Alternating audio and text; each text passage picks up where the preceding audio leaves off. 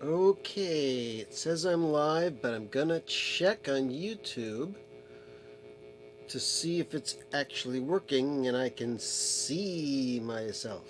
Let's see. Hang on. Summer in Britain. Oh, A very shut beautiful, up. magical place. Sorry? Summer in Britain. Oh, A very shut beautiful, up. magical place. Sorry? Summer in Britain. Oh, A very shut beautiful, up. magical place. Summer in Britain. Britain. Summer in Britain. Oh, A very shut beautiful, up. magical place. Summer in Britain. Britain. Summer in. Okay, that's good enough. Let me shut that down and go back to you folks here. There we go. And we've already got 6 willing victims waiting for me to pull the pull tab on yet another no sugar soft drink. Oh man, that sounds good.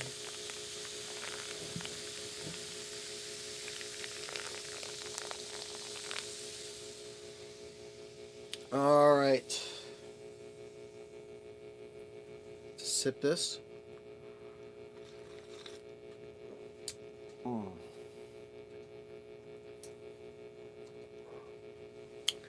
I know who you are, Janice.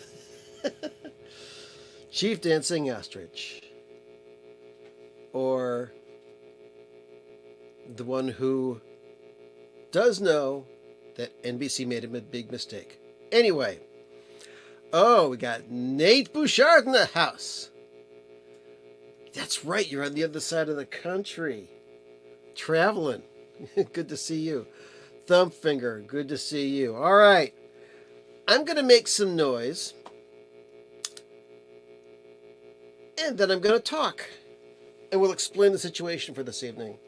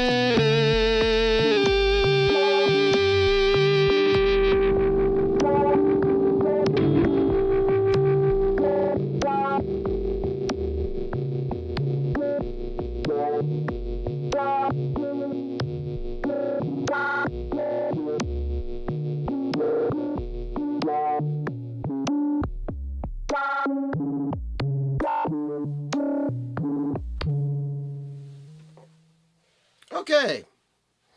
Hopefully you like that.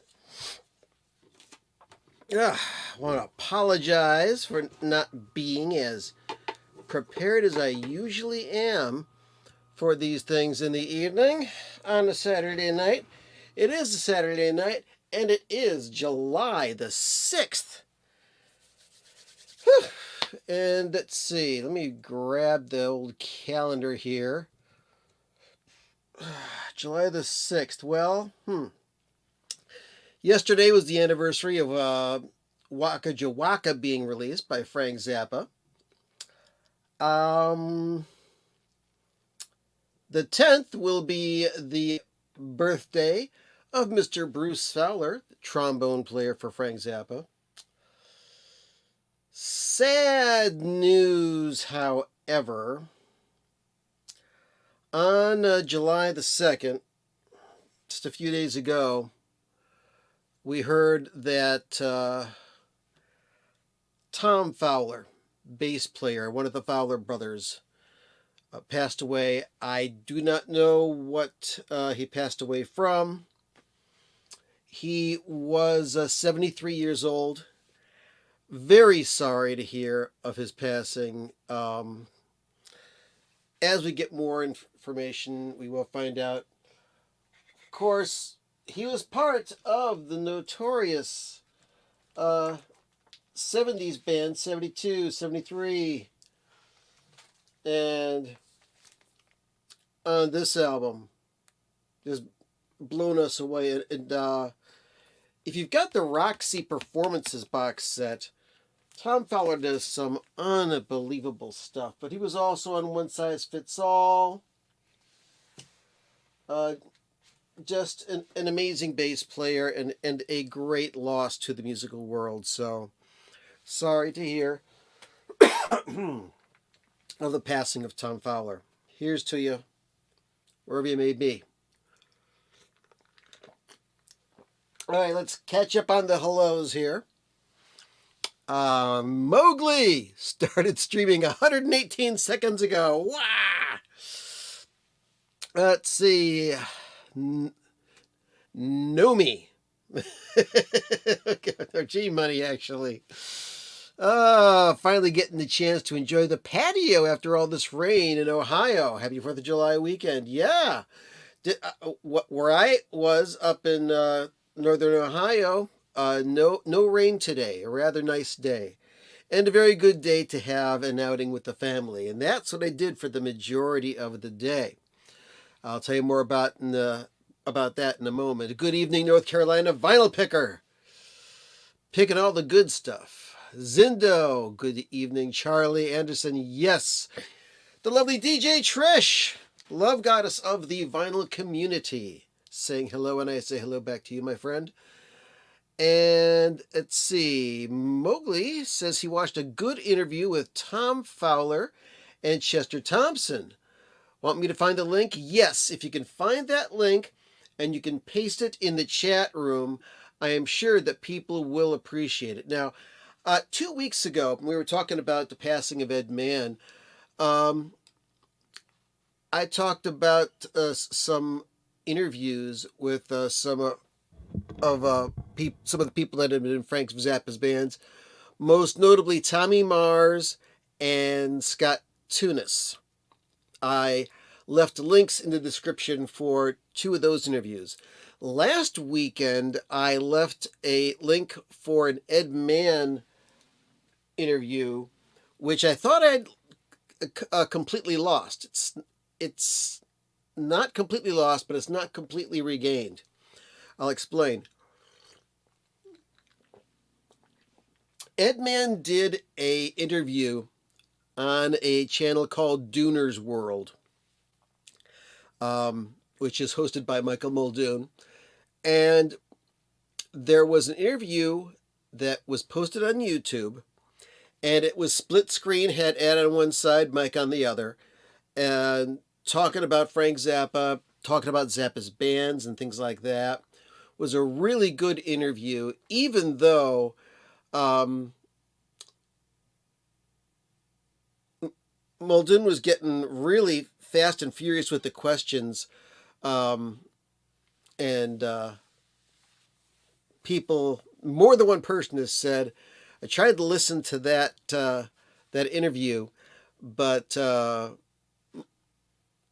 Dune was too aggressive with the questions, and Ed took forever to answer. But if you use your patience and go all the way through that interview, you'll hear some good things. Now, stuff was edited out of that. The link that I showed you is just a still frame and audio of the interview. Parts of the interview were cut out because I do remember specifically that Ed Mann talked about the '88 band and in his words, shenanigans that went down, and that he had apologized to Frank and also to Scott Tunis about all the stuff that went down in the '88 band.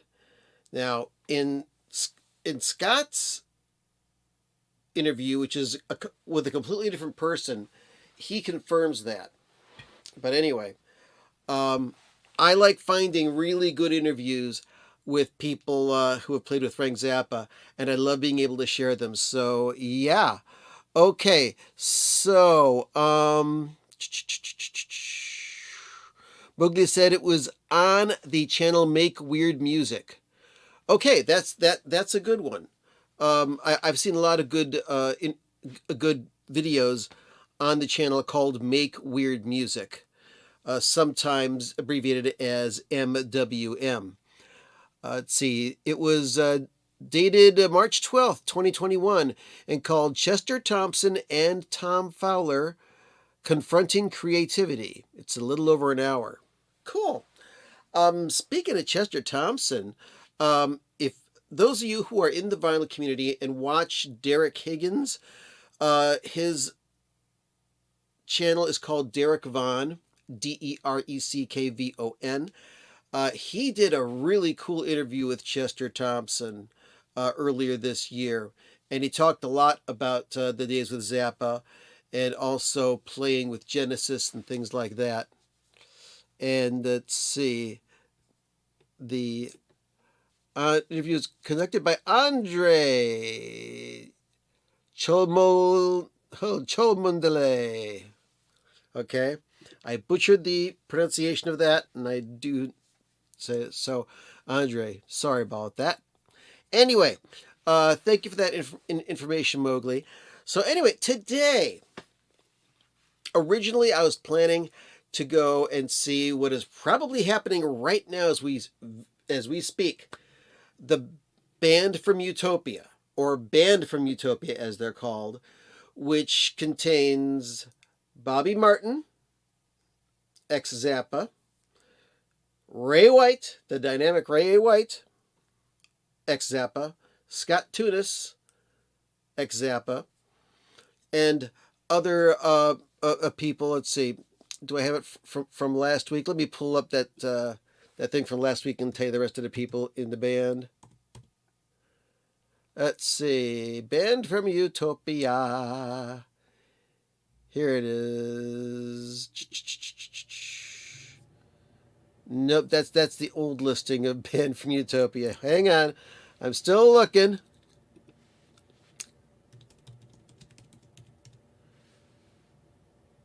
Let's see. Here we go.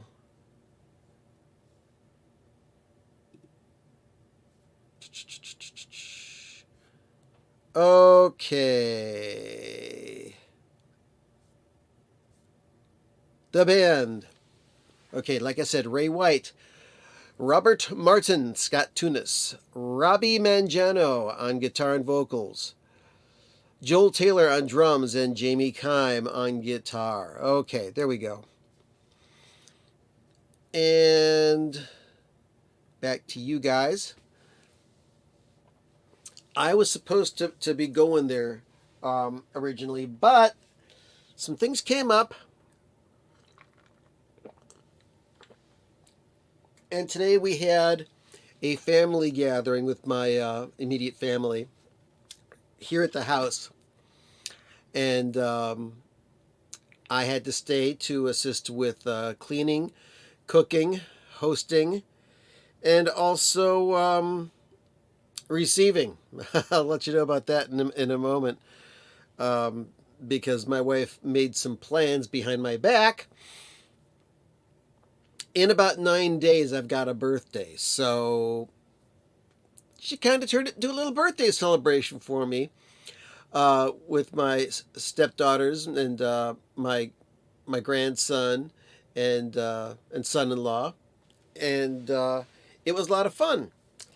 So I've got some records to talk about, one of which I received today. Very cool.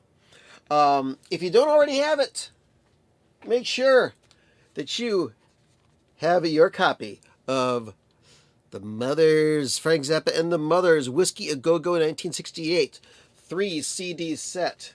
Now, if you don't want the CDs and you want the vinyl instead, about in about a week from yesterday, July the 12th, there's going to be a 2-record set of highlights from that on vinyl. And also, there's a limited edition that is going to be shipped out from Universal to those who have ordered it. A 5-record set of the entire Whiskey A Go Go entry. And it's a 5-record set, 9 sides of music. The 10th side is silkscreened. There is a turntable slip mat in there, and it's limited edition. If you haven't ordered yours already, you might be out of luck. Like I said, I've got to ask the Vaultmeister if they're going to make more of those, because that was a very limited edition. But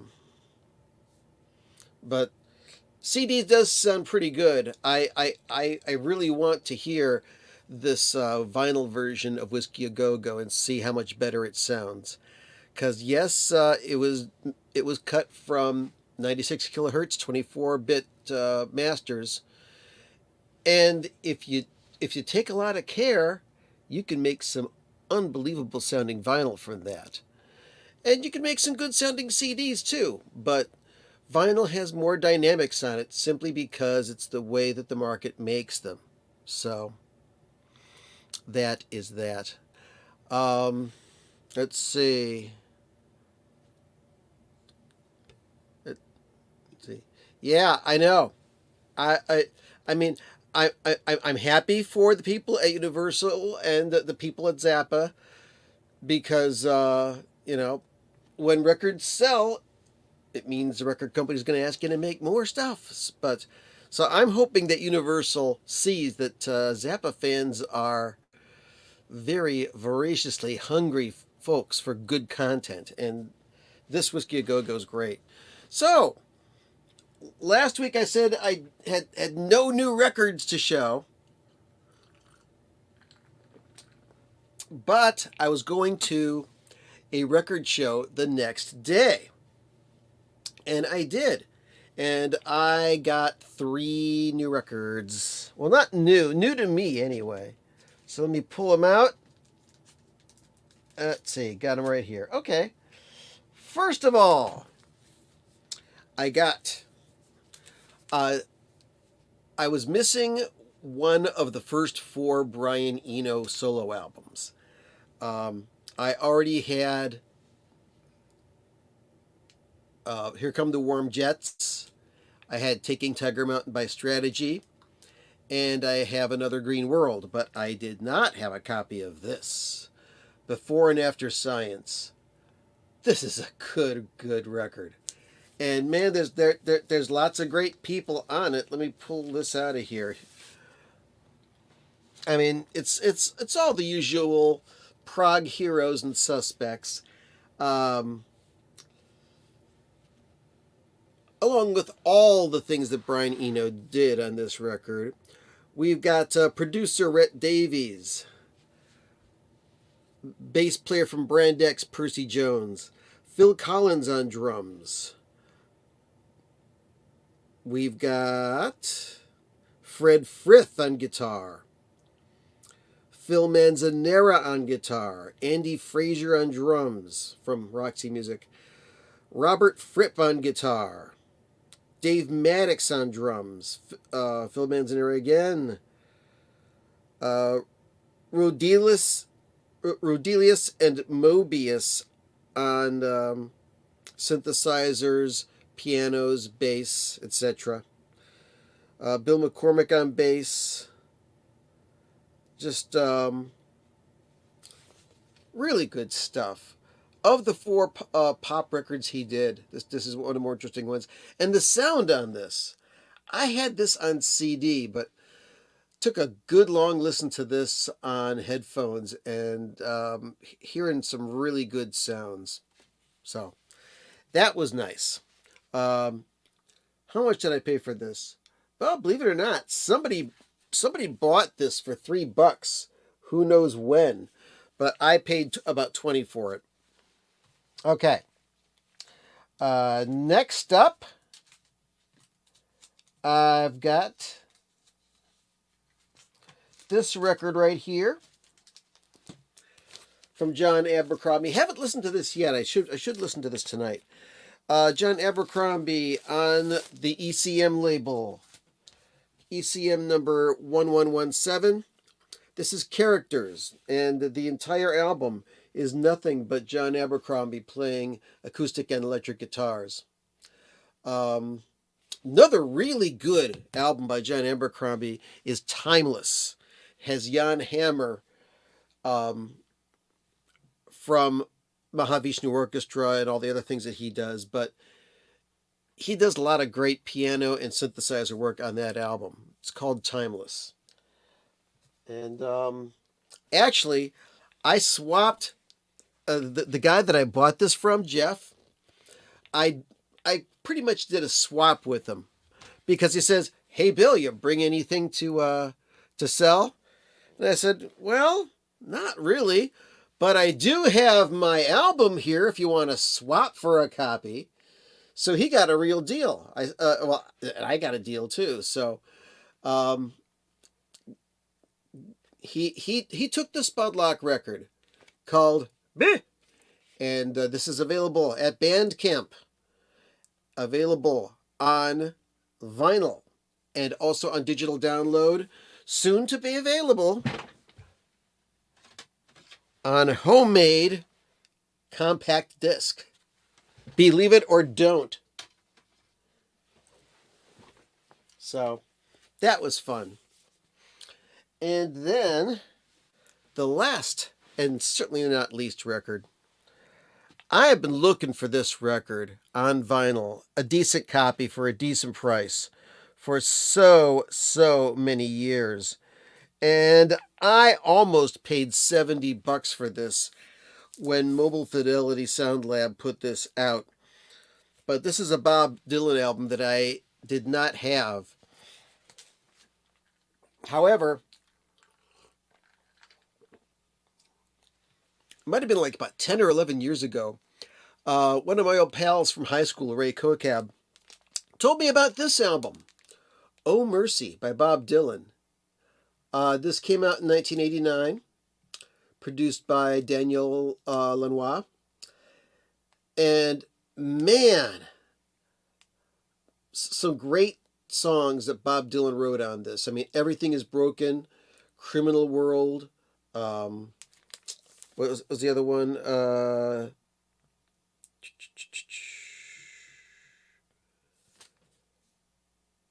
There it is. Disease of Conceit.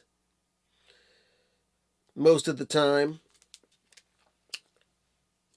Not a very popular Dylan album, but this is really good. This I spent $20 for. What a deal! It sounds pretty damn good. All right, so like I said, today was kind of like an impromptu birthday party, and I was not aware of it.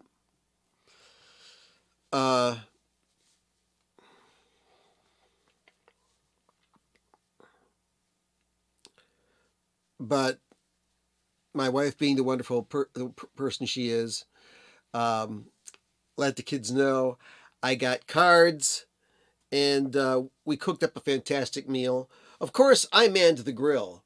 We had hot dogs, we had brats, we had hamburgers, and inside we had this squash casserole that my stepdaughter makes. And it's got a lot of heat, but it's not the heat where you eat it and it's hot, right? It gets hotter and keeps on making your sinuses go liquid for a while. The heat on this is instant, but pretty good stuff. She also made a cake for me, and let's see, what else did we have? We had some guac, we had some chips. My blood sugar went up way too high, so I'm probably not going to eat anything until tomorrow morning. And all of a sudden, my wife comes over and hands me a 12 by 12 flat box. And what is it but this album by Alice Coltrane?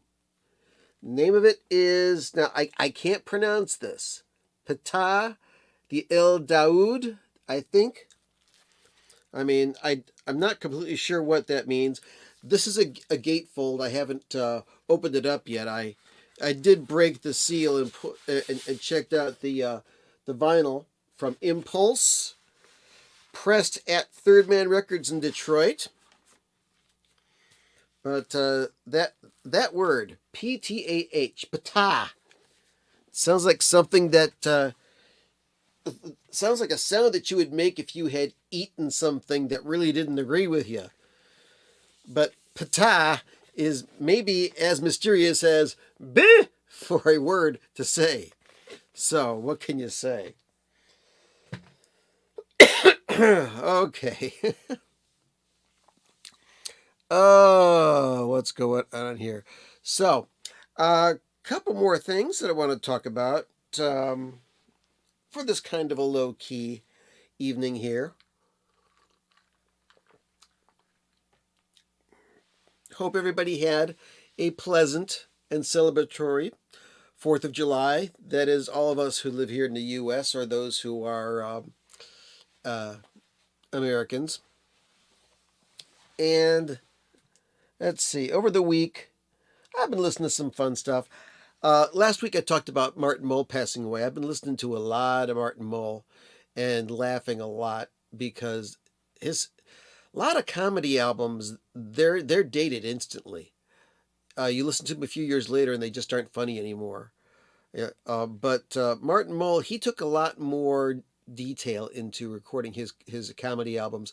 They were music and comedy, and they're pretty great. But also been pulling out some Pablos. Got Simply Sweets with Harry Edison. Yep, Harry Edison.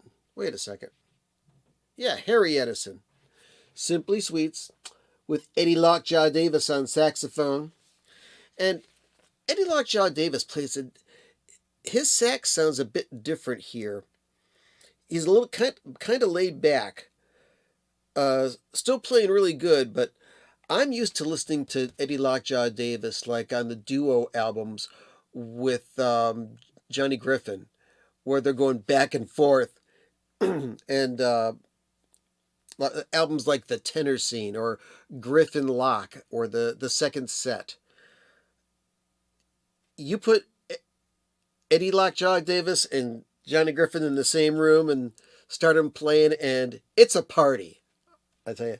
And I was listening to this last night, and remembered something that my good friend William Reed told me one time.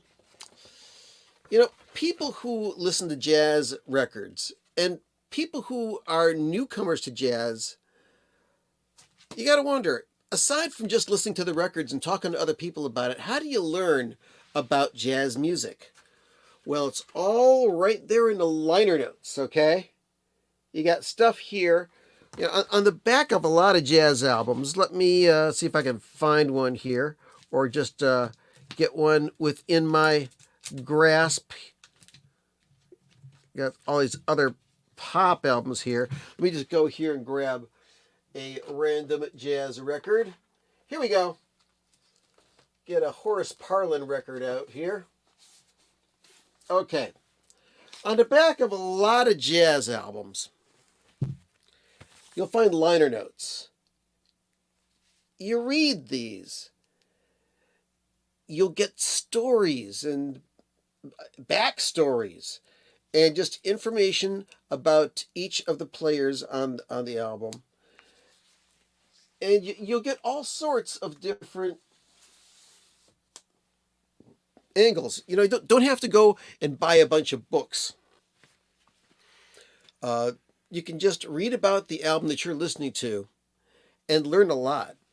And I was really enjoying these liner notes on this Harry Edison album. They're written by Benny Green, who is an artist in his own right. There is an album that he put out on Blue Note. I forget the name of it. But wait a second. I can find it real quick, though. Let me go here because I got that one of those tunes available. Benny Green, Soul Stirrin'. Oh, that's a good record and really hard to find. I hope that Blue Note reissues that as like a classic or a tone poet one of these days, because that's a really cool album. But anyway, Benny Green really gets philosophical about the blues, because a lot of jazz just started with the blues and then they started going from there on out. And he's talking about in here, at first sight it may seem peculiar and even downright perverse that a group of musicians preparing to record 8 themes should agree to record one of those themes 5 times over. In this album, there are 5 traditional blues performances, and the remaining 3 pieces, Feelings, My Ideal, and Simply Sweets. The last named, although not a blues, is suffused with the shapes and sediments of the blues in the same way that old standards like I Want a Little Girl and I'm Just a Lucky So-and-so always put the listener in mind of the 12-bar form.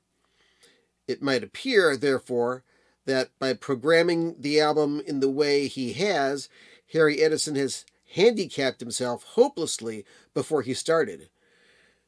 That this is not so is due to one of the great curiosities of the nature of jazz, which is that its most antiquated form, the blues, is also its freshest, and that for a series of obscure emotional and musicological reasons, A great jazz musician could happily go on playing the blues indefinitely without being overtaken by disenchantment.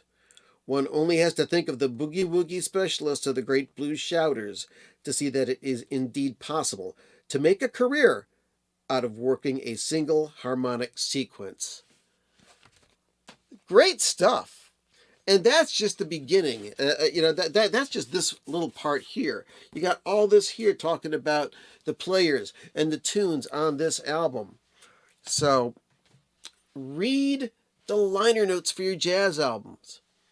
They do help out. I know that the art of the liner notes have kind of gone by the wayside in many years, but if you got some jazz albums and you haven't read those liner notes, you're doing yourself a disservice. You can learn a lot and maybe teach other people a thing or two. So that's what's good with that. All right, another topic I wanted to talk about. Let me pull out the records that I was thinking about and get the lowdown here. This will probably be the last thing we talk about this evening, unless something else comes along. Where is it? There's the Eno I just talked about. Where's the other? Ooh, that was a good record. All right. We got this one. Is it back here? Yeah, here it is. All right. We're going to talk about Billy Cobham, okay? Billy Cobham, I first heard him in the Mahavishnu Orchestra, their first album, The Intermounting Flame. John McLaughlin on guitar, Rick Laird on bass, Jerry Goodman on violin, Jan Hammer on keyboards, and the one, the only, the monster, Billy Cobham on drums. I heard that album and my mind just blew up. And the second album, Birds of Fire, great record. And then there was some turmoil that happened in the Mahavishnu Orchestra, and they kind of broke up. There was another album that was issued by the quintet called Between Nothingness and Eternity. It was a live album, but they had already recorded a whole studio album, and because they were at such odds with each other, they really didn't want to release it at the time. So there is another Mahavishnu Orchestra album that's not really well known called The Lost Trident Sessions. I only have heard it because somebody sent me a download of it. It's not available as a standalone record as far as I know. If it does get made available, I want to get it. But there was a boxed set of Mahavishnu Orchestra CDs that came out, and as a bonus, this was thrown in. And it was the music that they were recording that eventually the tunes ended up on Between Nothingness and Eternity. But that was kind of like released as, I believe, a contractual obligation. But the Lost Trident Sessions, if you get to hear it, much better. I mean, the playing's top notch. And a missing piece in the Mahavishnu world. Now, John McLaughlin kept the Mahavishnu Orchestra name and made a whole bunch of other albums with other people. And in my opinion, never got up to the level of fantasticness that was on Intermounting Flame and Birds of Fire. However, the other members, Jan Hammer and Jerry Goodman, put out a solo album by themselves called Like Children. Rick Laird, I believe he, I don't know if it was before or after, he was also part of a group called The Flock. And then, excuse me for a moment.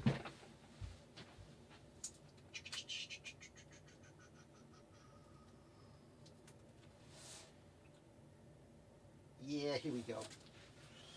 All right. Billy Cobham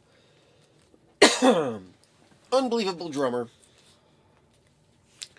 put out his first solo album. I've talked about this so many times. This is one of my favorite albums of all time. Probably, most likely, one of the best jazz fusions albums ever released, Spectrum. This album from start to finish is absolute fire. It's got Jan Hammer on keyboards. It's got Tommy Bolin on guitar. Who else is on here? I can't remember.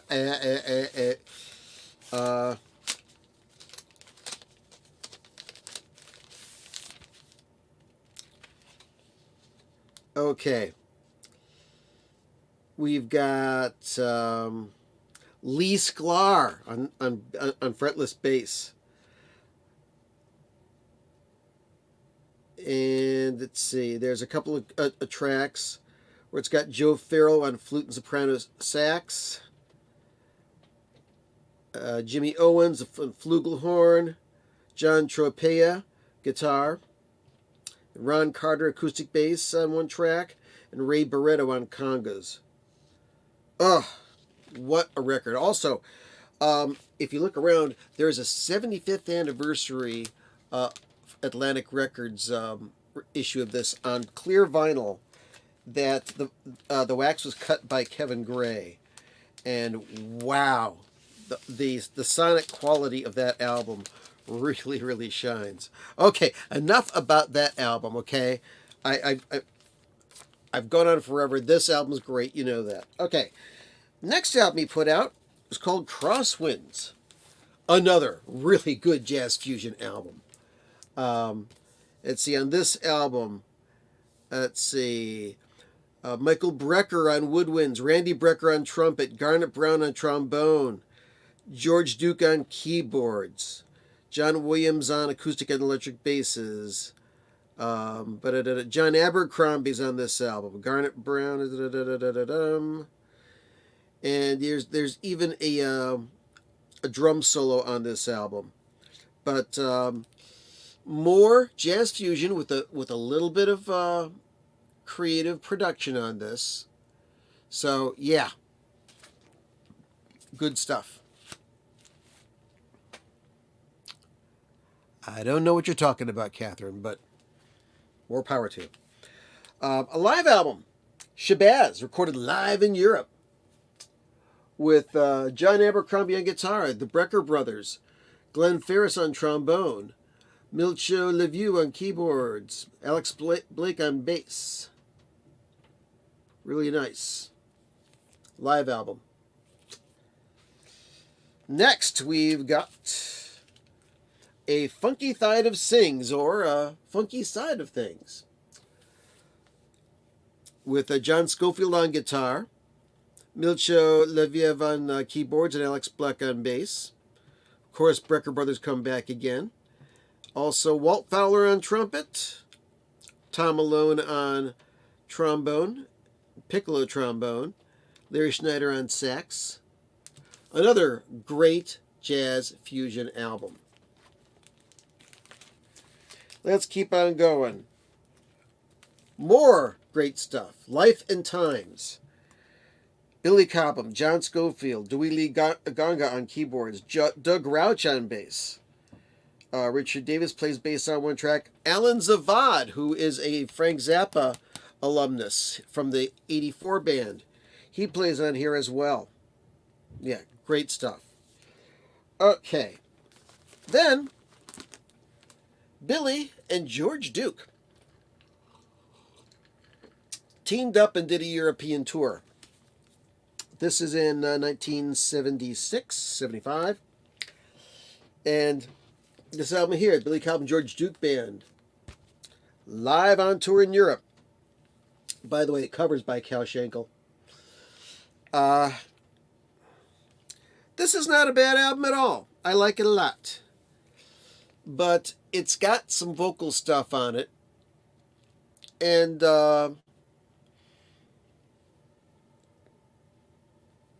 looks like George Duke, having played with Zappa, having played with Cannonball Adderley, And now with his own solo work, was starting to do some funky stuff and putting some vocal tunes into the mix. And he was getting a little bit of success with it. But that's George Duke. Okay? This tour went through, and I'm wondering if maybe Billy was thinking, hey, maybe I can kind of do that stuff too. Maybe that was in the back of his mind. Okay. One more Billy Cobham album on the Atlantic label, Inner Conflicts. This is pretty cool too. But then, Billy got a contract with Columbia Records.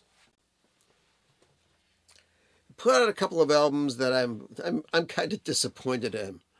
That these are out of print, and deservedly so, because they're just not that good.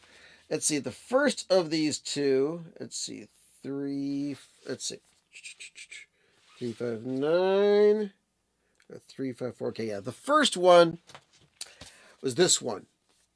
Simplicity of Expression, Depth of Thought. That's the front cover. That's the back cover. But if you can do this and the interchange, okay? So, on this record, there are 6 tracks. 4 of them are vocal tunes. 2 of them are very highly produced jazz fusion tunes. Not the best album that he's put out. And I don't know, maybe somebody out there likes this album. You know, the one man's trash is another man's treasure. And there are some people that say, hey, you said that this album's shit. It's not shit. It's good shit. I like it. But this album, I wasn't thrilled with. Now, if you're a Billy Cobham completist and you got to have everything he puts out, there you go. I don't have everything he puts out. This and the album I'm about to talk about are albums that kind of slowed me down. Of course, he put out more stuff. I got more Billy Cobham stuff from later on, but these albums are kind of like a low point in his career. Then there was another one. This came out in 1979. It's called BC. There he is. And I've even got inside of here a promo picture of Mr. Cobham. There you go. This album is mostly vocal tunes. There's even a kind of a funk fusion version of the old Herb Alpert well, it was made famous by Herb Alpert, The Lonely Bull. He does a version of that. It's not that good. The best track on here, sadly, is called Vlastar, An Encounter. It is a drum solo that is... Hold on. Drum solo that's 7.5 minutes long. And it's got some production on it. It's got some filtered echoes, and it's got some synthesizer. Operated by Northern Ohio resident, I think if he still is in town, Dave Yost. He used to run a music store called Pi Corporation, which dealt with electronic synthesizers. And then after that store closed down, he went into the business. Well, he roadied for Billy Cobham. He played on this album, synthesizer on one track, and he started a mastering business. He mastered music for CD and for records, and did quite a good job. I worked with him on a couple of projects. But this album, no, I'm sorry. This album really, really, really let me down. So, that's what I have to say about Billy Cobham's catalog.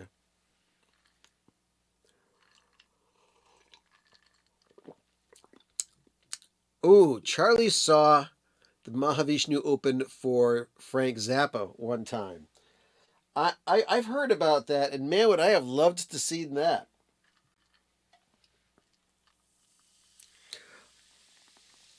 Oh boy, oh boy, oh boy. So that's pretty much what's going on.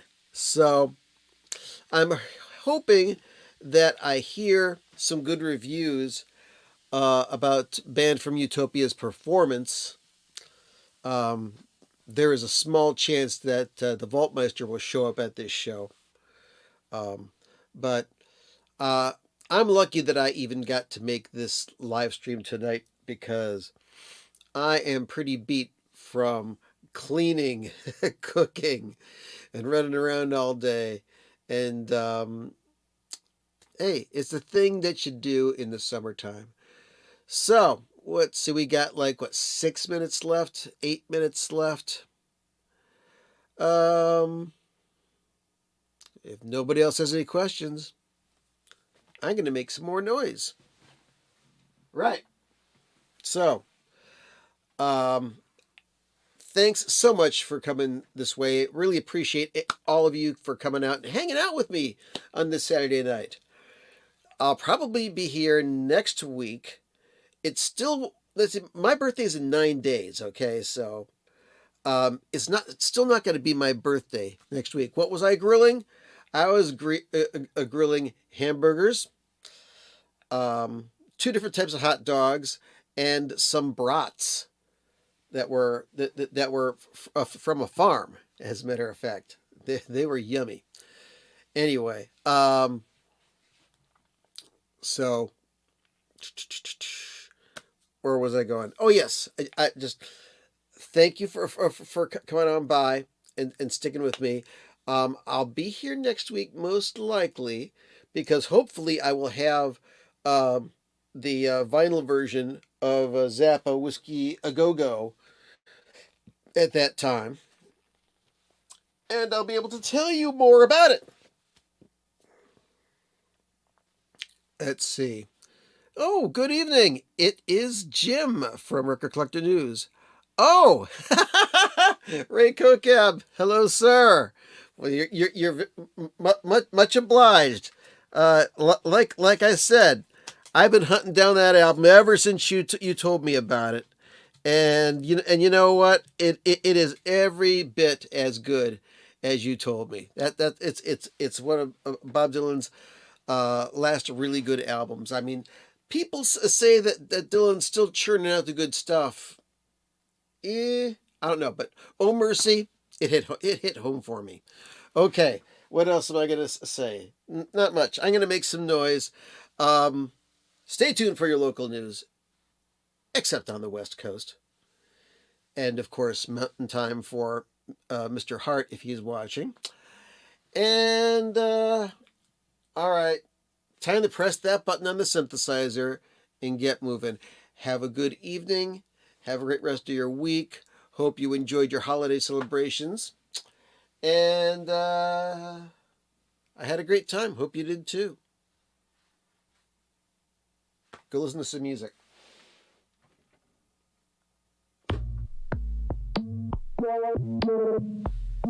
Let's see if we can change this synthesizer a little bit. Make it more interesting for the guitar.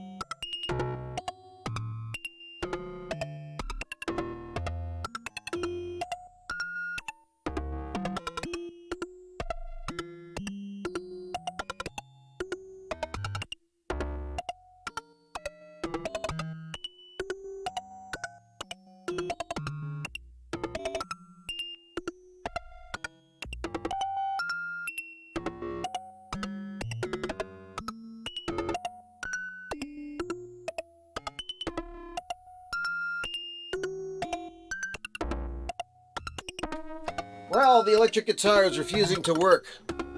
Therefore, you get 3 minutes of acoustic guitar.